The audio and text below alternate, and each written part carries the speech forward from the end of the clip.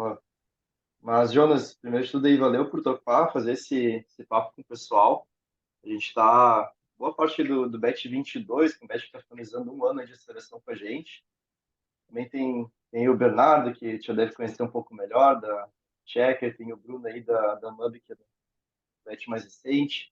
Vai entrar mais gente ao longo do tempo, mas estamos com umas pessoas aí já, de bets mais recentes da WoW, e que ainda vão passar por muita coisa, né? Que acredito que já tenha passado ao longo da tua experiência. Então, a ideia é muito essa, assim, de compartilhar um pouco do como é que foram esses últimos anos aí de Anataí, compartilhar um pouco dos desafios que enfrentou, e a gente fazer um bate-papo bem interativo mesmo. A ideia é a gente conversar, coisa que a gente já fez alguns modelos contigo antes que funcionaram super bem. Então, essa é a ideia, compartilhar um pouquinho o pessoal aí fazendo perguntas aí ao longo do tempo. E galera, como sempre aí, boas práticas de qualquer encontro com a WoW, ligar a câmera, trazer essas dúvidas, interagir, botar o nome da startup do lado, que a gente deixa um momento bem mais legal, bem mais interativo, tá? Jonas, novamente, muito obrigado aí por prontamente aceitar o convite. Acho que a bola está totalmente contigo aí, fica super à vontade. Boa, vamos lá. Então, gente, vou me apresentar aqui para vocês rapidamente. Fazer uns 10, 15 minutinhos no máximo de apresentação de Jonas e Anotaí. E aí depois eu acho que a gente faz um bate-bola que fica mais dinâmico, assim, para aprofundar em questões que sejam importantes para vocês, assim, porque se eu for contar a história inteira da Anotaí, a gente vai ficar até meio-dia aqui. Alguém fala alguma coisa só para ver se eu tô escutando? Alô, Parei. testando. Agora foi. Eu tinha mutado. Vamos lá. Eu sou o Jonas, sou um dos founders da Nota, sou eu mais quatro founders, sou atual CEO, sempre fui CEO, na verdade, de serviços gerais da Nota. CEO é um nome bonitinho para quem tem startup, né? Acho que todo CEO deveria ser um coringa, então, exatamente, um coringa que vai fazer o que ninguém está pegando para fazer. Então, eu sou formado em sistemas de informação, sou mestre em engenharia da computação, sou técnico em informática, então, cara, eu sou da área de tech forte, assim, sempre respirei tech, basicamente desde 2007, quando entrei no técnico em informática, eu programo, então, faz um bom tempinho que eu já venho da área de tech, então, passei por várias grandes mudanças aí de desenvolvimento, tecnologias, plataformas, né, evolução do desktop para o web, então, passei por vários pontos, assim. E, cara, pulando um pouco a fase da universidade, que foi a gente começou lá, né? A Nota aí, basicamente, ela é uma startup que ela vende uma dor de nós cinco, primeiramente, né? Então, basicamente, a gente faz robô para WhatsApp, Instagram Direct, Facebook Messenger de estabelecimentos que trabalham com delivery de comida. Então, em linhas gerais, um robozinho com inteligência artificial que atende para os restaurantes. A gente fez isso porque a gente morava no interior e a gente não conseguia fazer um pedido por rede social, né? Basicamente no Facebook Messenger. Todos os restaurantes da cidade tinham uma página no Facebook e ninguém atendia por lá. Então ele estava lá, mas ele não servia para nada aquele canal. E a gente acabou trazendo uma funcionalidade para o canal que ele já tinha e não usava. Porque a gente não conseguia pedir, quando a gente mandava mensagem para o restaurante, demorava muito para responder, ou não respondia 2 dias depois, e aí a gente falou, cara, ele está perdendo pedido, a gente não está conseguindo fazer o nosso pedido. Primeiro que a gente era pobre ao ponto de não ter um cartão no celular, na nossa época não tinha plano de cartão, esses planos pré-pagos, então tinha que botar cartão, ninguém tinha cartão, estudante, né? Estudante não tinha cartão no celular, ligava a cobrar para todo mundo. Não conseguia ligar para os restaurantes e a iFood não existia lá, então, cara, tinha que dar um jeito. E aí o jeito que a gente dava era mandar mensagem ou ir na lancheria. No caso, a gente sempre mandava mensagem, ninguém respondia, a gente ia, né? Então era o nosso jeito de resolver. E como bons 5 nerds de computação, a gente resolveu fazer um bot para o restaurante que a gente gostava. Básica para a lancheria que a gente gostava. Então, cara, esse bot começou a gente instalou, né? Instalou não, a gente botou o bot para rodar no Facebook Messenger lá, do Bauru do Apache, em Rio Grande. começou a ter pedido, não só nosso, mas de outras pessoas. E aí a gente encontrou a oportunidade de mercado. A gente viu que outras pessoas também tinham o mesmo comportamento que a gente, que queriam pedir naquele lugar, né? Ele estava perdendo mais pedidos do que só nós cinco. E aí foi que surgiu a Nota I. De fato, a gente lançou em início de 2000, programou em 2017, lançou no início de 2018. A gente começou em setembro, outubro de 2017, lançou em janeiro de 2018 e aí foi evoluindo. Basicamente, eu parei de programar, assumi a área comercial, aí não deu certo, porque era field sales, batendo de porta em porta, um horror. Aí um outro sócio meu assumiu, a gente passou pela aceleração da WoW já em 2018, no final de 2018, né? Mas isso eu já tinha saído da área comercial, porque o Marcos tinha assumido a área comercial, que é o meu sócio, e aí começou a estruturar inside sales. Quando a gente entrou na WoW, a gente teve um papo com, principalmente com o Felipe ali, que eu me recordo até hoje, Thiago, vou contratar uma agência para marketing para fazer nossas landing pages, para capturar lead, construir nossa máquina de aquisição. Aí ele me fez algumas perguntas que são bem pertinentes, que eu acho que vocês devem se fazer hoje, que é, cara, se você não sabe fazer, qualquer um vai te enrolar. Então, esse é o principal ponto. Como que você sabe que uma agência está fazendo coisas legais para vocês? Como é que o CPL está se pagando? A agência tem muito a pegada de clique, né? Clique por milhar, um monte de bobagem, branding. Branding é bullshit, tá? Até hoje eu acho. Mentira, hoje eu já acho um pouquinho diferente, mas são estágios para mim. No início de uma startup, branding é bullshit. Ninguém vai conhecer vocês, porque vocês não vão ter dinheiro para colocar um comercial na Globo. Até hoje a gente não tem dinheiro para botar um comercial na Globo. E a gente botou na semana retrasada o nosso primeiro comercial na Globo. Só que local, nem era nacional. Mas, cara, e nem foi para branding, foi para ver se a gente conseguia aumentar o tráfego nas landing pages da Nota I. Tá, a gente nunca focou em branding. Enfim, voltando para o problema, né? Se você não sabe o que medir e não sabe se está bom, qualquer um que disser que está bom, você vai aceitar que está bom. Então, eu acho que a primeira coisa é aprender o mínimo possível sobre a área que você está estruturando. E isso eu aprendi lá no início com as provocações do Felipe com isso, e aí eu estruturei de fato toda a máquina de marketing. Eu não só aprendi de forma rasa, como eu fui muito profundamente na área de marketing. Hoje, acho que na empresa eu e mais uma pessoa, a gente tem o maior conhecimento de marketing possível para a gente conseguir fazer as alavancas que a gente precisa. Quando a agência vem e começa com bullshit, eu já corto, eu já falo, olha, isso aqui não, eu espero isso de vocês. Então, você consegue direcionar serviços terceiros quando você tem propriedade para falar, ninguém vai te enrolar. Se você contratar um líder futuramente, esse líder não vai ter como te enrolar. Já tive, acho que, 3 demissões dentro de marketing de liderança porque estava tentando enrolar, não fazia o trabalho que deveria fazer porque tinha propriedade. Depois disso, estruturei a área de back-office, né?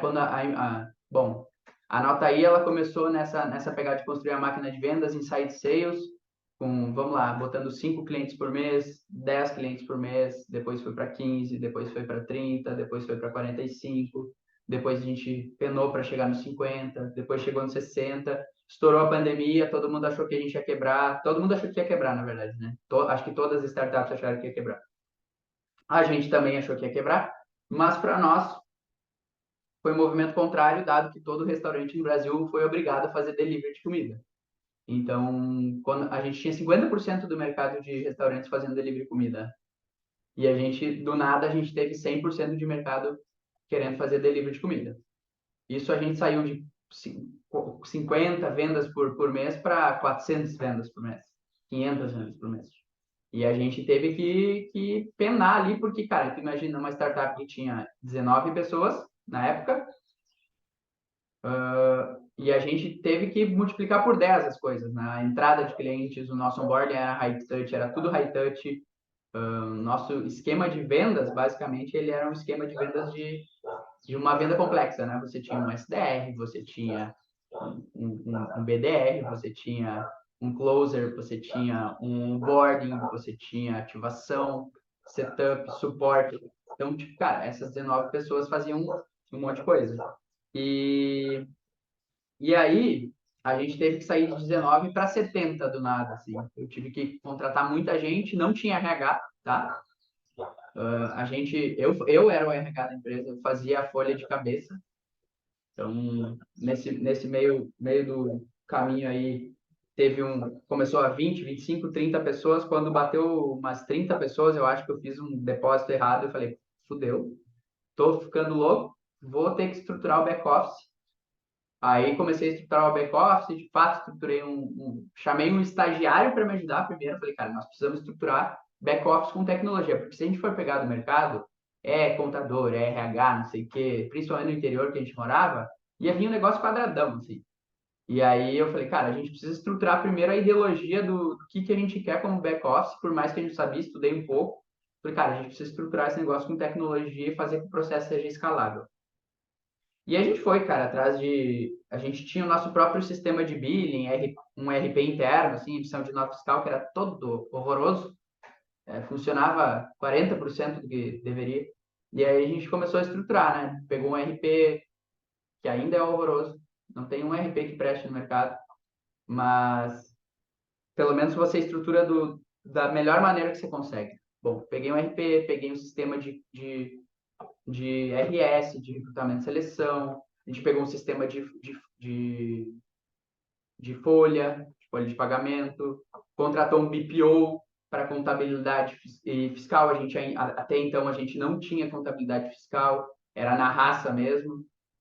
Então, cara, essa estruturação de back-office, ela aconteceu mais tarde do que deveria, tá?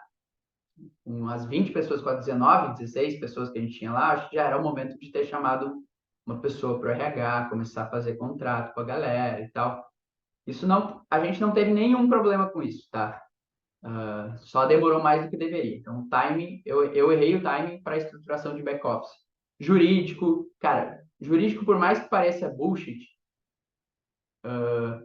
no começo, e tem coisas que você deve relevar em alguns pontos, mas principalmente se começa com conexões com players que querem aportar dinheiro e tal, fazer uma POC com vocês, saiam de qualquer tipo de jurídico de larga escala.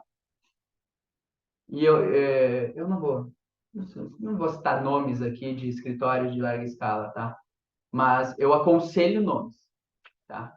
A gente tinha escritórios de larga escala, ou seja, que paga lá 2.000 por mês e tá tudo certo, ele vai entregar tudo que é contrato. Beleza, fica com esse escritório para talvez fazer o teu contratinho do CLT, do PJ, de algumas coisas, porque isso aí vai suprir. Para players que vão querer alocar, fazer POC, fazer um NDA, fazer não sei o quê, começa a estar no terceiro, quarto degrau da startup, já achou market fit, já está começando a escalar, a Endeavor já está te sondando, fala, pô, vamos entrar para o scale-up. Aí, um pouco antes disso, né? Quando alguém entrar com, vamos fazer uma POC? Bom, beleza. O escritório que me atende para fazer as coisas gerais que eu tenho, não serve. Pega um cara, nem que você pague lá um mês, você vai pagar por serviço, não precisa fechar com o cara. Mas, cara, você vai pagar mais caro, mas você vai garantir uma vida futura mais tranquila, tá? Porque geralmente quando o player chega assim, ele vai querer te enrabar em vários aspectos do contrato, tá? Esse é o ponto. Bom, back-office estruturado, CS, um outro sócio estava tocando, marketing estava rolando, muito lead, investindo em marketing. Bom, enfim, cara, eu vou cortar para hoje para vocês começarem as perguntas e a gente aprofundar um pouco melhor nas áreas de interesse de todo mundo aqui. Hoje a gente está com 255 pessoas, a gente recebeu o aporte do iFood, a gente está do lado do maior player de delivery do Brasil, hoje a gente é o segundo maior, então a gente já está nesse nível,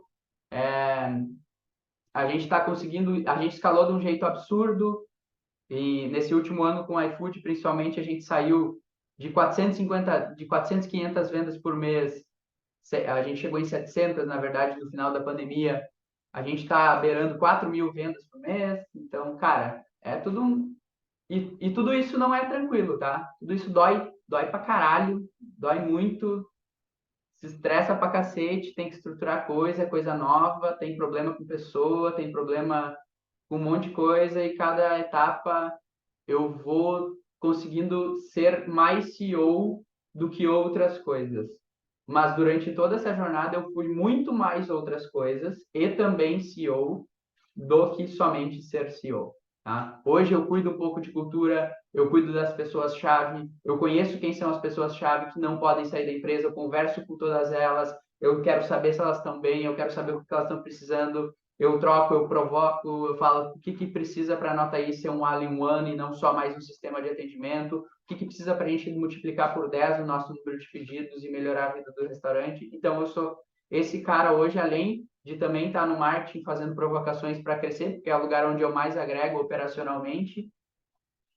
E eu vou transitando entre times. Eu transitei em produto, agora a gente reestruturou todo o time de produto, separou produto de tech, agora tem time de produto, um time de tecnologia, estrutura, acompanha, vê quem está, quem não está, enfim. Hoje o meu papel é muito acompanhar as principais lideranças da Nota-i para eu não perdê-las e para a gente potencializar ao máximo essas lideranças. Porque hoje, a gente não está no final da escada, porque não tem maturidade, a gente está no meio da escada, porque a gente está escalando pra caralho, a gente quer ser muito grande, a gente quer ser maior que o iFood, então a gente já destravou o pensamento do que é pensar grande, só que no início não dá para ser dessa forma, eu acho que não dá para ser só dessa forma, você tem que pensar grande, você tem que ter um sonho, mas você tem que ter alavancas para chegar nesse sonho. Então é think big, start small sempre. Nunca pense grande, comece grande. Sempre pense grande, comece pequeno, comece com POC, comece testando, erra pra caralho, até uma hora você acertar. Enfim, é mais ou menos isso a trajetória. E agora, quem quiser, pergunta que a gente aprofunda em algumas áreas, ou inside sales, ou marketing, ou back office, ou até mesmo CS, que eu tenho bastante conhecimento ali, que ajudei algumas coisas, mas não operei tanto. Boa, bora lá, galera. Dá para aprofundar muitos temas aí com o Jonas. Quem quer começar aí com alguma pergunta, levanta a mão aí no Zoom, a gente facilita a organização. Quem começa? Sejam tímidos. Vamos lá. Então, time daí, ó, Aproveita que Felipe. o pessoal tá tímido. Vamos lá, galera. Quem quiser perguntar aí sobre marketing, alguém que está pensando em estratégias de marketing dentro da sua startup, que está organizando como é que vai chegar em leads, alguém que está pensando um pouco mais nisso. E começar a CS aí, que tem o pessoal que está Eu, tocando. eu posso começar, então. Boa, vai lá, Jonas, Gibson. Edmilson, aqui da Prof. Obrigado aí pelo seu tempo. Hoje a gente tem aqui é, um vendedor que, na verdade, ele faz inside sales, ele recebe os leads que são gerados pelo marketing e fecha, né, basicamente, né? Explica o que é o produto e tal e caminha para o fechamento. A gente não faz outbound. Você já começou fazendo outbound? Como é que foi a sua experiência com outbound? Somente, assim, eu não sou, minha origem não é vendas, né? Então, como é que Uhum. você fez no início para montar, como é que seria o processo de venda, né? Qual seria o discurso dele, o material de venda, como é que você, as primeiras métricas, como é que você avaliou, como é que você avaliava esse vendedor? Se puder fazer um aprofundamento nesse tema. Boa, vamos lá. Cara, basicamente, o comercial começou com outbound dentro da Notep, porque a máquina de vendas não existia. Então, a gente começou fazendo outbound. Outbound era um inferno, continua sendo um inferno, porque a gente testa quase todo semestre de novo. A gente às vezes, eu fico pensando que a gente passa um pouco da resiliência e começa a ser teimoso em algumas coisas. Mas, enfim, todo semestre a gente testa outbound, quase todo semestre. Todo semestre a gente conclui que outbound continua ruim. Mas, de fato, é porque a gente compara com inbound, né? A gente não compara com outbound com outbound. A gente fala, cara, é muito melhor a gente investir em inbound do que outbound. É muito mais nessa lógica e não porque outbound não é bom, tá? Ele é um outro canal de venda. Cara, a conversão de outbound é horrorosa, assim, porque você precisa explicar por telefone pro cara o que é o teu produto e tentar entender se ele tem a dor. Quando a gente acertou a mão nos leads, que a gente entregava lá 12 leads por dia, 15 leads por dia, 20 leads por dia, ficava muito mais fácil. O vendedor começou a ter leads que ele fechava mais. E aí como a gente só tinha 2 pessoas, a gente tinha o meu sócio, o Marcos, e a gente tinha um estagiário, que era o Douglas na época, e tinha 7 pessoas, né? Os 5 sócios e mais 2. A gente começou a performar melhor. A gente falou, cara, não tem braço para atender outbound. E aí, performar melhor significa, cara, de todos os leads que eu boto, eu consigo fechar 10, 20%. Então, pô, e outbound era 1%. De todos os caras que eu ligo, eu fecho 1%. Multipliquei por 10 o meu resultado. Esse tá um número hipotético ou esse é o número real mesmo? Não, esse é o número que a gente tinha lá no início. O número que a gente tem hoje é Ah, maior, tá? Hoje o número que a gente tem é beirando 18%.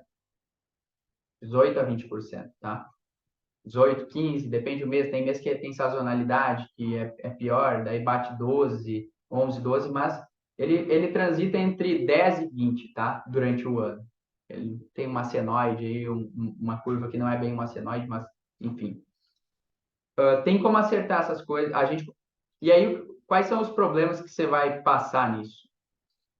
Você vai passar que você vai começar a ver no início você acha lead, que daí você fala, pô, 10%, começa a ter pouco leads, começa a atender.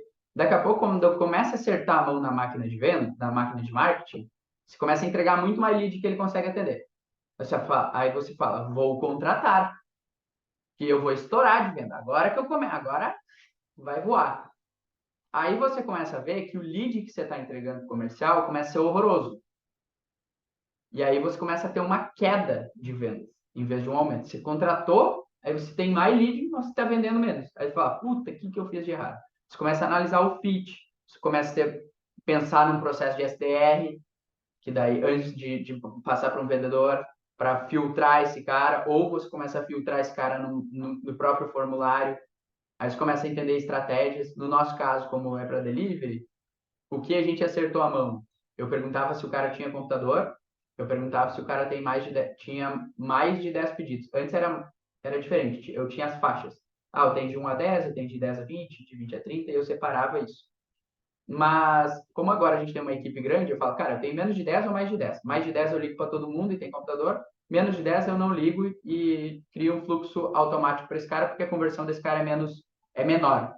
E aí você começa a separar os teus baldes de lead em MQL e SQL.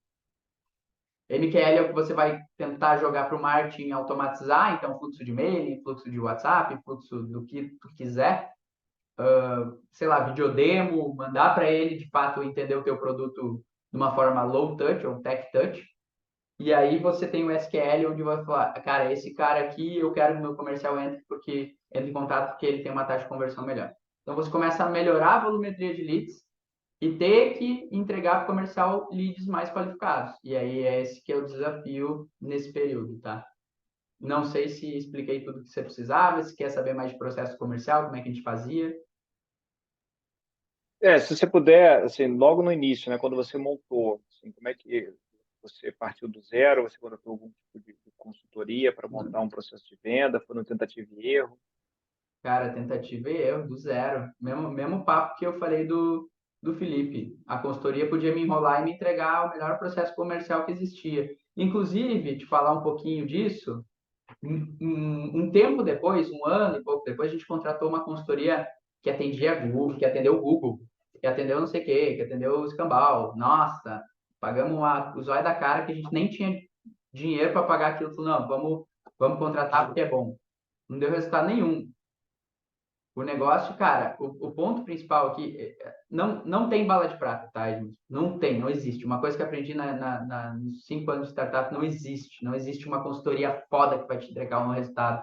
Não existe nada foda que vai te entregar um resultado, a não ser teste, teste, teste, teste e erro, sabe? Isso, eu tenho meus preconceitos, tá? Não levem isso aqui como uma verdade absoluta. Mas eu eu não gosto desse conceito, tipo, cara, joga no Google, pega um V1, testa. É mais barato, mais eficiente, você vai demorar menos e você vai conseguir rodar melhor, sabe? O que a gente começou no Outbound? Primeira coisa, cidade por cidade no Google Maps, lancheria, número de avaliações. Quanto mais avaliações, mais eu ligava. Fechava? Beleza, ia para o próximo. Taxa de conversão? Horrorosa, 1%, até começar a entregar lead. Entreguei lead? Beleza, comecei a escalar. Basicamente o processo, o cara entrou na landing page, a gente usava um negócio chamado Mautic, que a gente ainda usa, inclusive. Mautic, ele é um serviço de mailing, né? Ou tipo um RD da vida, só que open source. Uma das coisas que eu vou dizer para vocês é que eu sempre fui o cara mais pão duro do mundo. Com o investimento da WoW, que na época era 1/3 do que é hoje, a gente break-even em 3 meses. Porque todas as ferramentas que a gente usava eram gratuitas.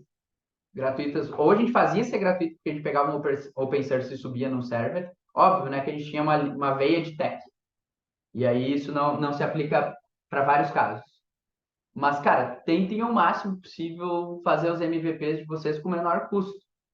Porque, cara, a probabilidade de você errar é altíssima.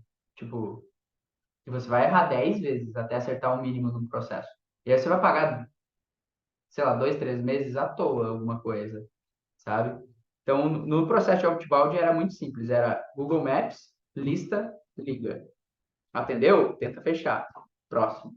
Muito não. No marketing, preencheu, lead foi para o Mautic. Mautic eu tinha um fluxozinho de automação de mailing. Mandava para o CRM, para o HubSpot, que na época era gratuito, tinha um período grátis, tá? E aí, esse período grátis, a gente começou a usar, e depois viu que era muito caro, e a gente adotou um outro CRM lá que chamava Mosquite. Mas, cara, não é porque eu tô falando dessas ferramentas, vocês precisam anotar aí para usar. Porque hoje está sendo uma desgraça. As nossas stacks são horrorosas. E aí, quando você alcança a escala, você começa a ter um monte de problema que é muito ruim de contornar, tá? Então, botem na balança, ver se vale a pena. Hoje a gente queria migrar tudo para HubSpot. Mas, cara, a gente ficou tão fortemente acoplado em duas plataformas que hoje, para mudar, sai muito caro. Muito caro em nível de desenvolvimento, muito caro em tempo, muito caro em várias outras coisas. Então, quando forem estruturar as stacks de vocês, não sejam tão pão duro, talvez, quanto eu fui. Mas botem na balança. Também não sejam tão, tipo, vou gastar, sabe? Tentem colocar na balança essas coisas. E aí, no inbound, ia para o Mautic, caía no HubSpot, e aí a gente criou um pipelinezinho ali, e a galera ligava. E a gente começou a melhorar a taxa de conversão. Ali eu tinha um processinho, o Marcos tinha um processo, e a gente qualificava o lead depois de qualificar a gente viu que não tinha a mão, botou um SDR, aí tinha SDR closer, sabe? Sempre passava por um processo de qualificação, aí a gente viu que o SDR não fazia mais sentido, a gente virou todo mundo para closer e qualificou na landing page. E aí talvez faça, tipo, é bom testar esses processos, porque por que tu não começa na landing page, o Edmilson, hoje, tipo, poderia aconselhar, tipo, e poderia testar isso de fato, sabe? Mas o SDR ele vai te dar insight de falar, cara, isso aqui é uma coisa que se ele fala, eu vou passar para o closer.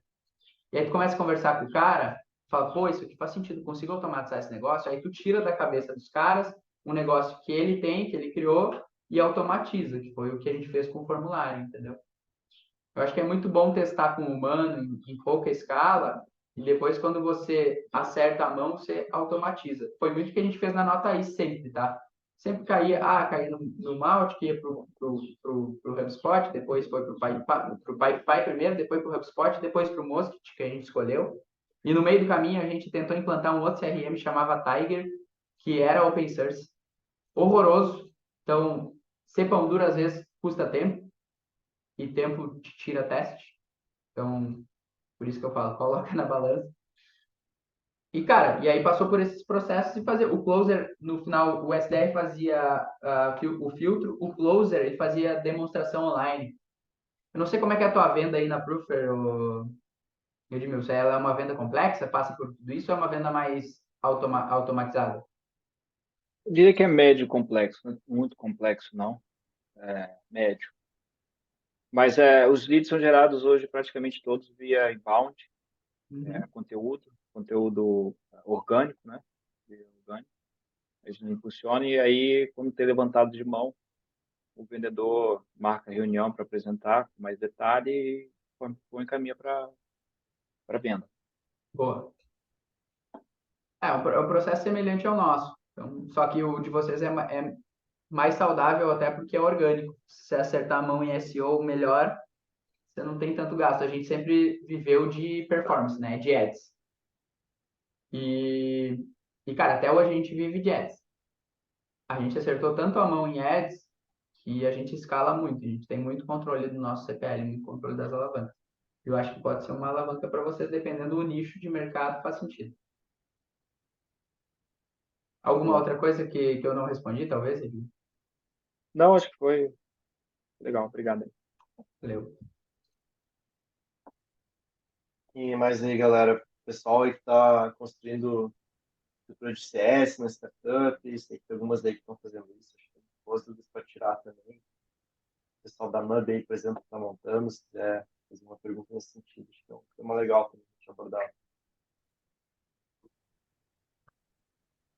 Ninguém, não sejam tímidos. Se não tiver, eu vou Uma, perguntar de novo, hein? isso aí. Oi, Jonas, Boa, bom dia. vai Gilmar da lá. MUB, tudo bem?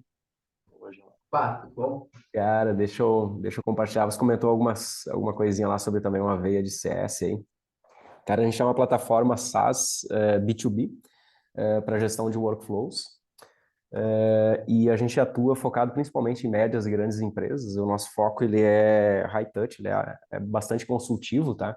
Uhum. E a gente está começando agora a organizar ou a estruturar um processo de CS, tá? Então, nós já temos uns fluxos de CS, a gente fez o teminha de casa, de, enfim, assistir algumas trilhas aí de CS também que tem, e a gente percebe claramente também aquilo que você fala lá, que, cara, não existe milagre, não tem bala de prata, cara, tem que pegar e faz o teu processo, gera a versão 1, 2, 3 e vai indo. Eu queria ver contigo, cara, o que tu tem de insights, assim, que tu falaria de CS, por exemplo, né? A gente que está começando. Cara, a gente está começando um planilhão lá, cara, de CS. A gente não fez CS nos onboardings, mas a gente já tem os fluxos desenhados que, cara, no onboarding lá, na implementação, né, que a gente vai ter, o nosso produto, ele tem fase de implementação como um pequeno projeto, né? Então, nós temos desde a parte lá de vendas, passa o bastão, tem as dores dele, quais são as ativações funcionais que a gente vai colocar para isso, quais são os gaps que tem, fazer esse alinhamento inicialmente lá com eles, passar o bastão para a consultoria, né? Que hoje nós temos 2 consultores só aí que dão conta desse processo, e aí começam os processos de levantamento, documentação, implementação, testes e delivery lá. Então nós temos isso, tem os touches ali de CS, onde é que ele interage no final também para ver a qualidade de entrega, fica de olho aí, interage quando necessário. E também no ongoing depois, né, que é a parte também de rodar a carteira, ver o que tem de possibilidade de upsell, e também a própria consultoria de atendimento, né, que a gente tem, então, dúvidas, melhorias, consultorias mesmo, que ele quer um apoio nosso, algum contratinho que a gente possa fazer com esses clientes. O que tu tem de insights ali que tu tem, por exemplo, cara, siga mais ou menos esse caminho, cara, tenta fazer por aqui, tenta fazer por lá, sabe? Coisas que a gente consiga ter algumas abreviaturas de caminhos aí, considerando o nosso perfil de público e cliente, que a gente consiga ter uns atalhos aí, cara. Boa, vamos lá. Atalho não tem, tem caminho só. Mas, cara, CS até hoje é um problema de passagem de bastão, tá? Até hoje. Então, esse vai ser um problema crônico o resto da vida. Quem resolver isso aí, eu acho que vai se dar muito bem também. Mas vamos lá. Na nota aí, a gente também tem um processo de CS. A gente é uma empresa SMB que a gente tem um processo de venda para grandes corporações. Só que a gente tem um ticket de R$ 300, R$ 200, na verdade. A gente tem o processo de vendas, lead, venda, e a gente, na venda, dentro da estrutura de vendas, vou te falar desde o início, tá, Gilmar? A gente passava para adoção e depois para ongoing. No caso aqui é onboarding e ongoing, né? Que a gente chamava. Onboarding, de fato, a gente tinha um time que fazia implementação. Aí tu tinha o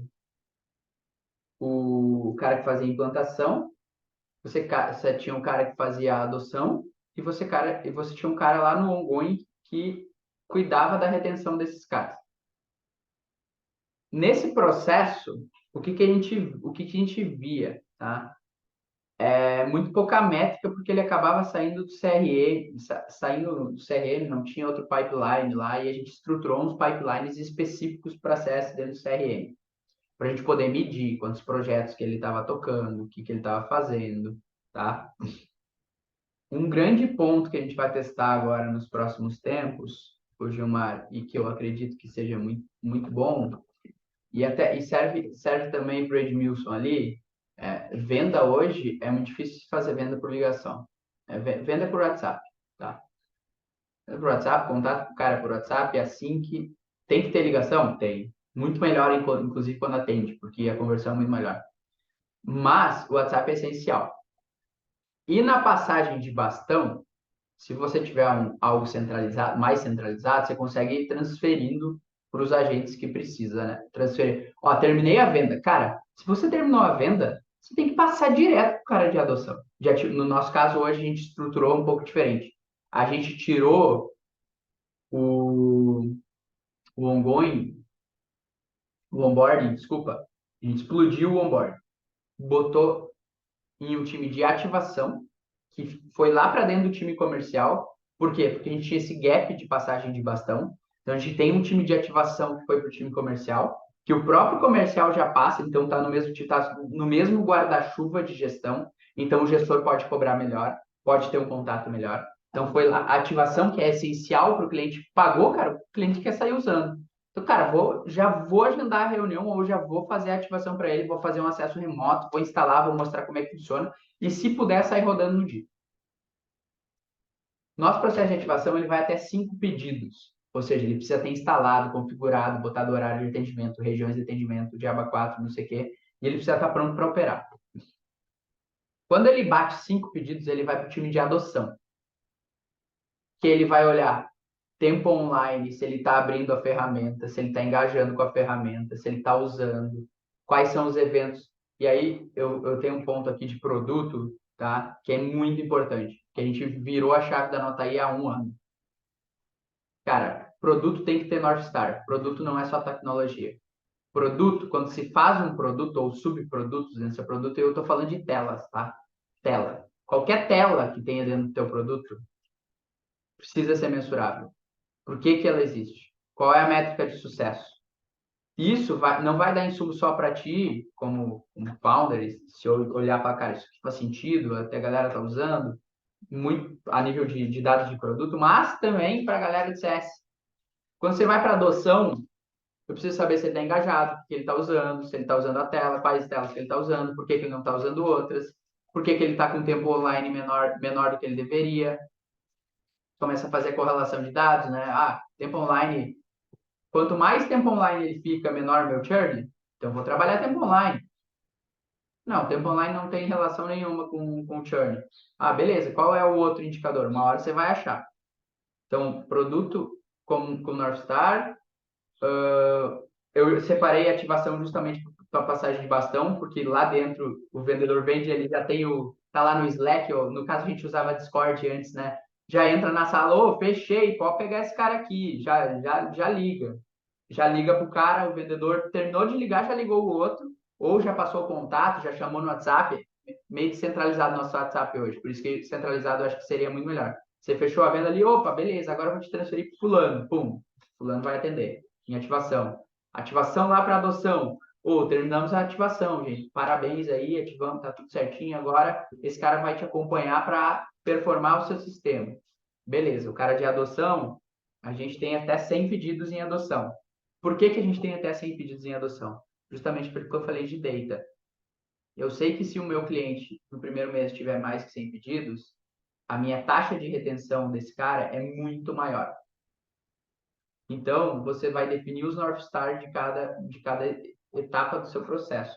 No caso de adoção, é esse o meu North Star. Eu preciso fazer com que ele chegue aos 100 pedidos. Quais são as barreiras que fazem ele não chegar? Tempo, não abriu, teve perda de pedido porque ele não aceitou, porque ele não estava aberto, porque ele não abriu o painel naquele momento. Enfim, começo a ligar para os caras ou começo a disparar o WhatsApp do consultor para esse cara agendar a tarefa para o consultor de adoção, falar, ó, meu, você está abrindo menos do que você deveria, você está perdendo pedido. Esses últimos 3 dias você perdeu 10 pedidos. Você pagou a ferramenta, está usando, é para você não perder pedido, você não está abrindo, que é o básico. Por que você está fazendo isso? Não gostou? Tem alguma coisa que eu posso fazer por ti? O cliente não está gostando, e aí começa a investigar. Esse é o processo de adoção. Quando ele passa dos 100 pedidos na carteira, ele vai para o processo de ongoing, que a gente ainda tem. E aí a gente carteiriza, segmenta clientes por número de pedidos. Porque quanto maior o número de pedidos, maior minha taxa de retenção. O que eu tenho que atacar lá em retenção? 80-20.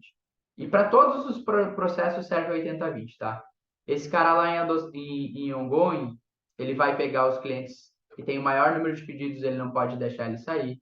Ele vai pegar por buckets, né? Então, eu tenho meus números de buckets lá, e aí eu vou trabalhando esses caras para melhorar a retenção, entendeu? E aí tem buckets que, eu quero atender buckets de até 100 pedidos, porque os clientes que passaram já de ativação, eles não bateram 100 pedidos, mas eles passaram no primeiro mês e caem na carteira dos caras. Vale a pena eu atender esse cara? O meu produto é para esse cara? Eu começo a me questionar essas coisas, assim, e começo a questionar produto. O que esse cara precisa? Ele precisa de um robô mesmo ou ele precisa de um cardápio digital? Precisa de um produto mais light? Eu posso pensar um plano light para esses caras? Porque a taxa de retenção desses caras é horrorosa? E é isso que a gente começa a questionar. Eu acho que, bom, em linhas gerais, são esses os processos de passagem de bastão eu acoplei em comercial. E como esse time que eu acoplei saiu do time de onboarding, ele tem um contato melhor com o time de onboarding antigo. E aí ele consegue passar o bastão mais fácil para adoção. Entendeu? Maravilha, Jonas. Obrigado pelos insights aí, cara. Valeu. WhatsApp centralizado, hein? Ou se não tiver centralizado, que tenha uma ferramenta para usar descentralizado para você medir. Vocês todos trabalham no home office? Todos estão em nuvem? Sim. Não tem nenhum colaborador indo para o... Nós temos o escritório onde nós temos mais ou menos 50% do pessoal no escritório e o restante home office. Não, beleza. Porque assim, a gente opera 100% em nuvem, tá? A desgraça de operar no home office é que se você não tiver boas métricas e saber quem está trabalhando e não está trabalhando, cara, é que nem eu falo para todo mundo. Eu tô cagando se você trabalha 2 horas por dia. Desde que você entregue sua meta. Não interessa onde você está. Se está na praia trabalhando, entregando mais do que os outros, show, tá top. O meu ponto é como é que eu sei que esse cara está operando? Como é que eu sei que o capacity, qual é o capacity do time? O que o time está fazendo? Quanto que ele consegue operar? Porque a gente passou por um período complicado agora, né? As startups estouraram o valuation e agora derreteu porque o mercado começou a exigir performance e é muito difícil voltar aos patamares anteriores. Por quê? De fato, começou a se gastar muito dinheiro e não investir muito dinheiro. Investir é muito diferente de gastar. Quando você investe no seu colaborador, que é o que... E aí a gente mudou muito a nossa mentalidade para performance agora. Cara, como é que eu mensuro que esse colaborador ele tá de fato trabalhando, ele está de fato operando na companhia e ele não está aqui só consumindo recurso, entendeu? E aí, tanto no WhatsApp centralizado você consegue ver melhor, só que as ferramentas de WhatsApp centralizado são horrorosas e não tem uma boa no mercado, nenhuma boa, a gente já usou 5, tá? O dia que alguém resolver isso também vai ir bem que eu digo, cara, te dá métrica de colaborador, métrica de pessoas operando, quantos atendimentos ele consegue fazer no dia, o que ele está fazendo. Enfim, eu tenho um cheiro disso no CRM, que são atividades concluídas e tal. Mas, cara, atividade concluída, eu posso lá no CRM marcar, atividade concluída. Não consegui falar com o cliente, com o lead, tipo, número ocupado. Cara, beleza. Eu não precisaria que ele fizesse isso se a gente tivesse ferramentas boas. Eu sei que ele ligou, eu sei que estava ocupado, eu sei que eu disparei mensagem que o cliente não respondeu, eu sei que ele disparou 10 mensagens no dia, eu sei o que ele falou, eu sei qual é o pitch que ele está usando, enfim. Essas coisas a gente precisa ter. Granularidade é muito importante nesse mundo atual de startups, tá? profundidade. Eu não preciso só saber o processo macro. Eu preciso entrar de fato. E eu entro pra caramba, tá, gente? Eu afundo, eu vou lá no consultor, passo o dia do lado dele saber o que ele tá fazendo. Falo, cara, isso aqui tá errado, esse processo tá horroroso. Quem faz isso muito é o Marcos hoje do meu lado, né? Ali que é o COO da empresa hoje, ele toca várias operações. Mas, cara, precisa ter, tá? Home office precisa ter profundidade, precisa entender granular, assim. O cara tá mandando mensagem ou não tá mandando mensagem no WhatsApp? O cara tá ligando ou não tá ligando? Eu tenho um sistema para medir isso, eu consigo gravar as ligações e depois fazer um review com o meu líder. Fala, cara, quais dessas ligações estão boas? O que eu preciso ajustar no pitch do meu colaborador? O que eu preciso ajustar no pitch de WhatsApp? Eu consigo automatizar isso futuramente, fazer follow-up automático com os melhores pitches, porque esses pitches convertem mais? Então, enfim, foundation de coisas. Obrigado, Jonas. Bom, Denilson está com a mão levantada, pode seguir aí. Mais 10 Não, minutinhos depois. eu ia perguntar você falou aquela coisa do mapa de calor do cliente no produto, né? Acho que você passou um pouco por isso, né? Medir como que o cliente usa o produto. Como é que vocês fazem isso aí? Hum. Monitora os cliques, essas coisas? Cara, primeiro é o número de acessos em cada página que eu tenho no meu produto. Fala, cara, quais são os lugares que o cara mais acessa? Onde ele clica? Ele tá usando. E aí o North Star daquela tela. Uma tela tem que ter um North Star, tá? Por exemplo, eu tenho uma tela de cadastro de cupons. Meu North Star é número de cupons cadastrados. Se o cara abriu, se o cara clicou, entrou nos field e não concluiu um cadastro, quer dizer que tá horrorosa a minha experiência lá. Tá complexo. Eu preciso simplificar para o meu cliente. Então, cara, eu preciso.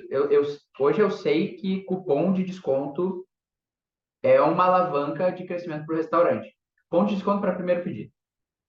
Como que eu. Daí eu tenho dois grandes pontos aqui.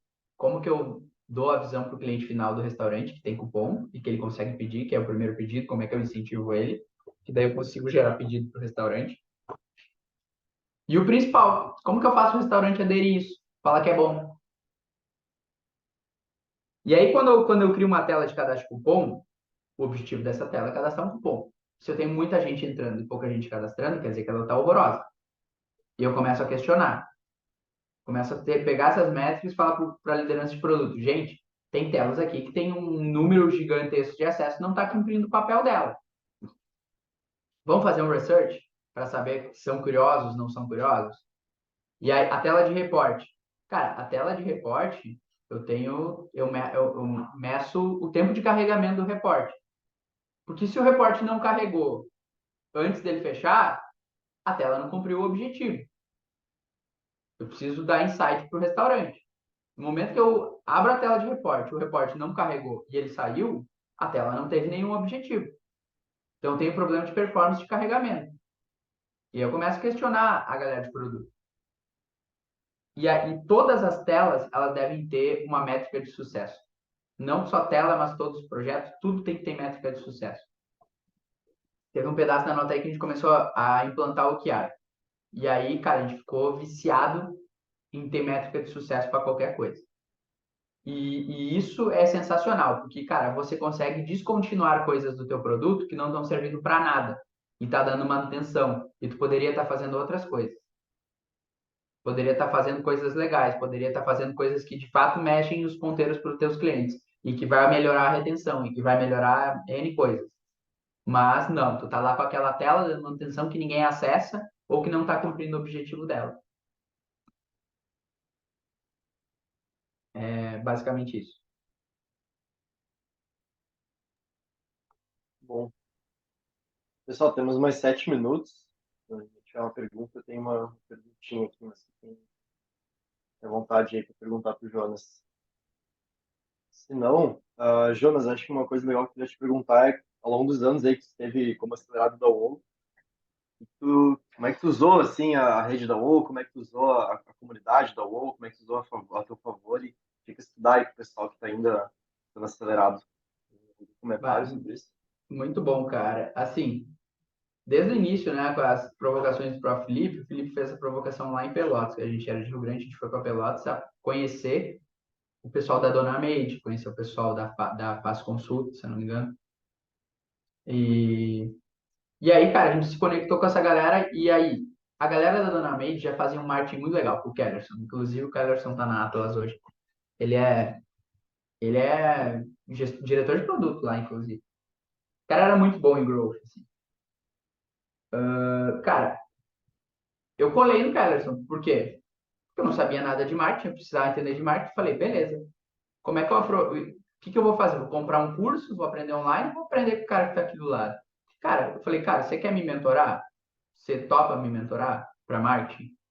Ele falou, cara, topo. Então, beleza. Eu construí uma agenda com o cara, uma vez por semana a gente se encontrava, falei, cara, estou fazendo A, B, C e D. Não, faz A, B, C. Não faz B, faz D. Não faz isso, faz aquilo. Ah, não, isso aqui tá top. Pô, isso aqui é interessante, hein, cara, vou fazer aqui também. Essa troca é excepcional. Entre vocês de startups, provavelmente algum de vocês vai ter ideias muito boas, alguns de vocês vai ter ideias horrorosas e alguém vai falar para vocês, cara. Quando vocês começam a trocar, você fala, pô, essa ideia, cara, isso aqui eu já fiz. Não deu tão certo, mas não significa que não vai dar certo para ti também, tá? Mas, cara, essa troca foi o que eu fiz. As startups que foram aceleradas no batch anterior, acho que foi Fácil Consulta e Donamente foi antes do nosso batch. As próprias startups que foram aceleradas no nosso batch, que foi a Beacon, que foi comprada pela CR Bônus agora, o Lucas lá e a galera, cara, troquei muito com eles. A gente trocou muito com eles. Porque eles tinham um produto lá, mas, cara, o produto deles, eles tinham os mesmos problemas que a gente, eu falei. E eles eram muito data-driven. Cara, com esses medem, o que vocês fazem? Ah, nós usamos aqui o Data Studio do Google, conectamos com os Excel louco e a gente tem uma visualização interessante das coisas. Falei, perfeito, vamos fazer a mesma coisa. Ah, como é que você conecta o Analytics nisso aí? Perfeito. Vou conectar o Analytics, vou trazer meus insights de marketing para dentro do Data Studio. E aí você começa a estruturar a sua área de dados, por mais que você não saiba o que é uma área de dados. Não precisa ter um cientista de dados para ter dados. Você não precisa ter um analista de dados para ter dados. Você precisa ter pessoas que fazem coisas legais e que vai te agregar de alguma coisa. Cara, eu usei muito a rede da WOW de startups entre nós e usei muito, depois de uma fase, quando a gente começou a ficar maior, o próprio deal que a gente tem com o iFood, usei muito. Aí usei pra caralho. Tem muita gente que fez exit. Tem muita gente que recebeu aporte aí dentro. E, cara, tem galera muito boa. Se eu não tivesse a conexão que eu tive dentro da UOL para fazer o deal com o iFood, tinha me fudido. Porque tem duas maneiras de fazer um deal. Tem duas maneiras de você receber investimento, de fazer deal, enfim, M&A de aba 4. Você pode contratar uma boutique de M&A. Você pode contratar um advisor, que vai te cobrar 2, 3, 4% para fazer. E já é um cara que negocia muito. Mas, em especial, eu queria ter passado por esse processo de negociação. Eu queria saber o que era isso. E eu podia me ferrar, obviamente, né? Porque marinheiro de primeira viagem, minha primeira empresa e meu primeiro deal. Primeiro, cara, contratos anteriores, inclusive eu falei para vocês procurarem jurídico que me fudi em contratos anteriores, tá? Mas conseguimos resolver um bom jurídico. Tá? Inclusive, aconselho muito o Pedro Deus, que era um advogado da UOL e hoje é no escritório que chama MBZ. Esse cara é absurdamente fora da curva. Eu falo para todo mundo que é o melhor advogado do Brasil para esse tipo de coisa. Então, o cara é excepcional. Porque ele não é só um cara que presta serviço, ele é um cara que se preocupa com a tua startup, é um cara que se preocupa com as coisas ali. Ele realmente entra de cabeça, te ajuda. Não é só um job, mais um contrato. É um cara que discute, que vai entender, que pega as tuas dores, entendeu? E entende os teus conceitos. Enfim. E aí, cara, nesse contexto de conexão com a rede da WoW, no Rio, cara, me conectei com 2, 3 pessoas que foram essenciais, assim. Toda semana eu chamava os caras para um café. Toda semana eu trocava uma ideia. Se eu precisasse ir viajar para a cidade do cara, ia viajar para a cidade do cara. Mas hoje dá para fazer online, bem tranquilo também. Mas, cara, foi muito bom. Essa conexão, só que assim, ninguém vai te procurar, gente. Ninguém vai sair. E aí, meu, você precisa de alguma coisa?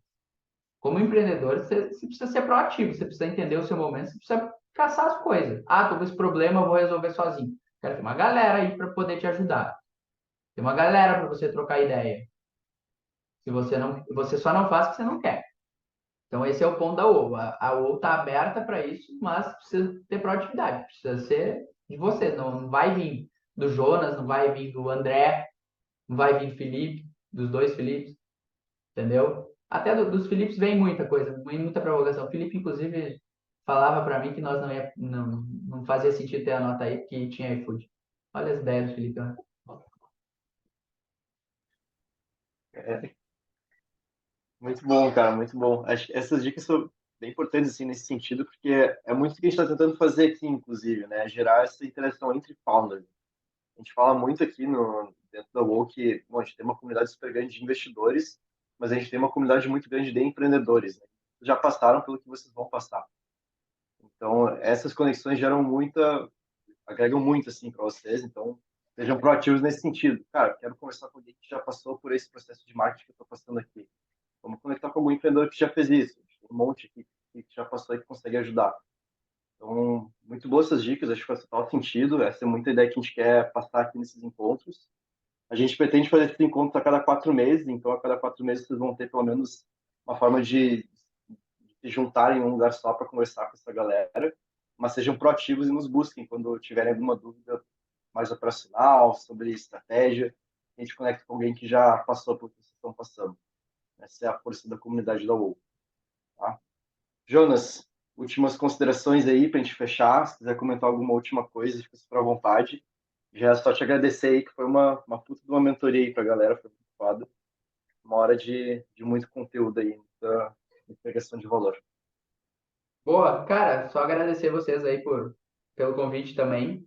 Às vezes eu não consigo, né? Mas sempre que eu consigo, eu tô aí para tentar agregar. Acho que no final sempre todo mundo fala, né? Cara, é o give back. Se vocês concluírem o ciclo, que é difícil, mas é sensacional, essa trajetória é absurdamente, tipo, cara, é ciclos. Você vai ter um ciclo de market fit, você vai ter o ciclo de, enfim, quando eu falo ciclo, não é terminar, não é sair, é terminar ciclos de crescimento, né? Você precisa dar give back para a comunidade que te ajudou, entendeu? Tem outras pessoas que vão estar sempre no primeiro degrau, atrás de vocês. Tem gente que está idealizando a startup, e vocês estão aqui, vocês já estão com ela, vocês já estão operando, vocês já estão fazendo de tudo para crescer o máximo possível. E, cara, quando você chega em determinados degraus, acho que é muito importante você olhar para o degrau anterior e falar, cara, acho que agora é o momento de começar meu give back para a comunidade, não só para a comunidade da OU, mas para a comunidade do seu entorno. Assim. Acho que é importantíssimo. Em determinados degraus, você olhar um pouquinho para trás e falar, cara, posso fazer outras coisas aqui por outras pessoas que estão um pouquinho nos degraus anteriores e que eu consigo agregar de alguma forma. E acho que é esse o ponto. Acho que comunidade é isso. Comunidade, quando você entra para uma comunidade, principalmente na WoW, esse conceito de give back deveria ser fundamental. Fundamental. A hora que você estiver no degrau, é quase uma obrigação de todo mundo aqui olhar e tentar ajudar de alguma forma. Bom, obrigado, meu caro. Pessoal, em breve essa gravação aqui já vai estar disponível para vocês assistirem também. E vamos continuar fazendo encontros assim, né? Essa é a ideia. Continuar juntando a comunidade de empreendedores que fazem encontros muito legais, assim, tá? Super obrigado aí pelas dúvidas, pelos comentários e vamos para as próximas aí. Bom resto de semana Valeu, e vamos gente. Abraço. trabalhar. Tchau, tchau. Valeu, Abraço, abraço. até mais.